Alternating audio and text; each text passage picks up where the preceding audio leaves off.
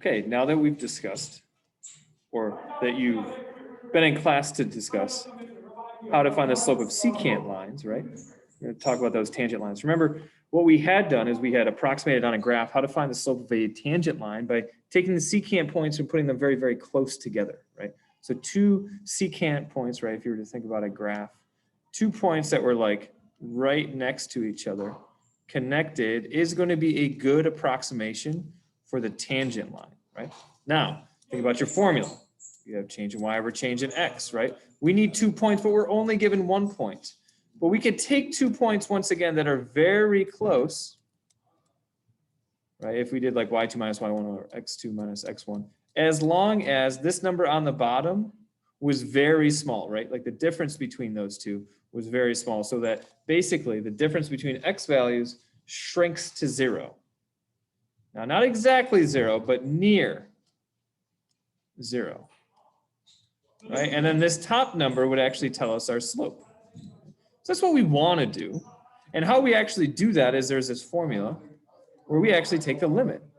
And we take that limit, and we basically are going to use the change in x, and that's going to approach 0. So the distance between our secant points is going to approach 0, and we're going to get very close to that tangent line where the points are very close together. So we're going to find f of x plus h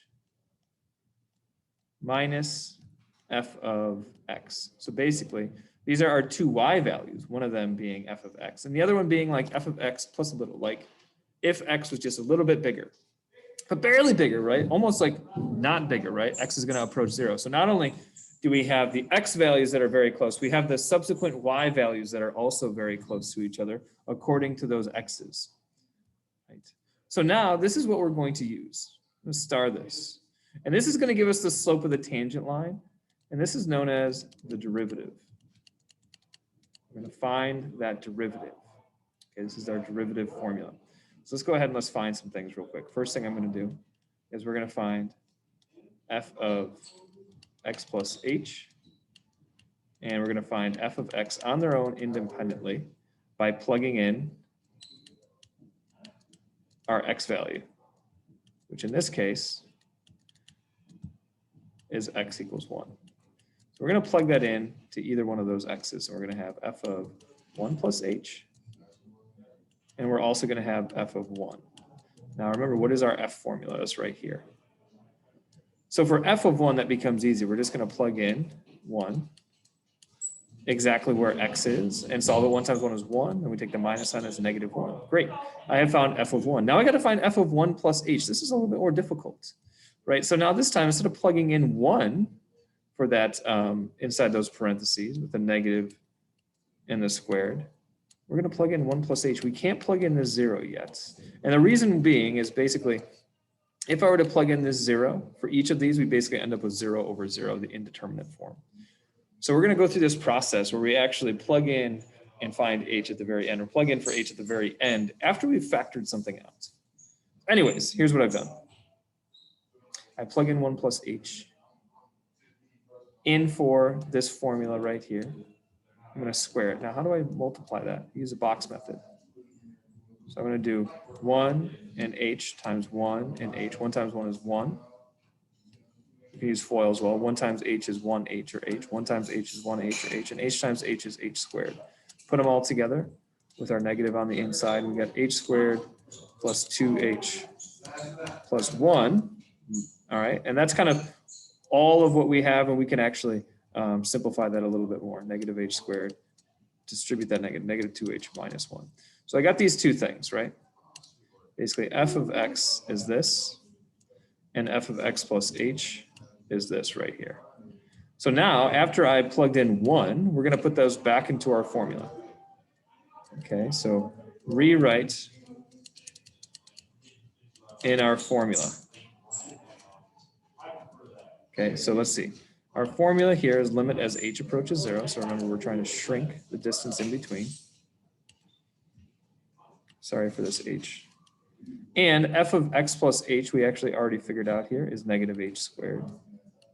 So I've done that work off to the side, minus 1. And I got to include that minus sign and the negative 1 all over h. So we're going to rewrite in our formula, and we're going to simplify. So I'm just going to say, what is that going to be equal to? That's going to be equal to the limit as h approaches 0 of, let's see, I got some like terms to kind of combine in here. This is going to turn into a plus. -1 plus 1 is 0. So this whole thing becomes negative h squared minus 2h plus 0, right, over h. Step 3, I'm running out of room here, my apologies. Step 3 is now going to be, let's see, we could actually try to plug in 0 here, but you can see that I would still get 0 over 0, the indeterminate. So we're going to factor a common factor, right? So think about this. We're going to take the limit as h approaches 0. And in this time, let's see, what is my GCF here on the top? I can factor out an h. Then I get negative h minus 2 if I take an h out of each one of those terms over h. Okay, so now I have the limit as h approaches 0 of negative h minus 2. And then lastly, we can now plug in. That equals negative 0 minus 2, which is negative 2. Woo-wee. Okay, let's talk about what we did here. This is my derivative formula right here, which tells me the slope of my tangent line. We only have 1 point, so this is kind of like a slope formula on steroids that narrows down that x value. So all I need to do really is just plug in, okay, my x value of 1 into both of those, right? So I plug in this x becomes 1 and this x becomes 1 into our original formula here, right? I evaluated, I didn't know what h was yet, I couldn't plug that in, so I had to actually expand. I found those two things. And then I put those back on top of our formula here, right? Back on top where this was. Put those back in, and I simplified.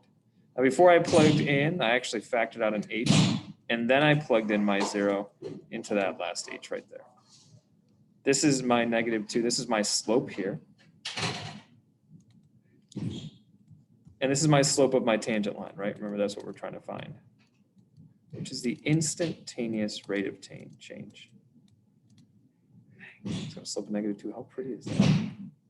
Anyways, this is how we use the derivative. This is what we're going to go over on Monday. You'll have a quiz on it. Take some more notes, get some more practice, and get used to how we can solve these effectively. Good luck. Thank you.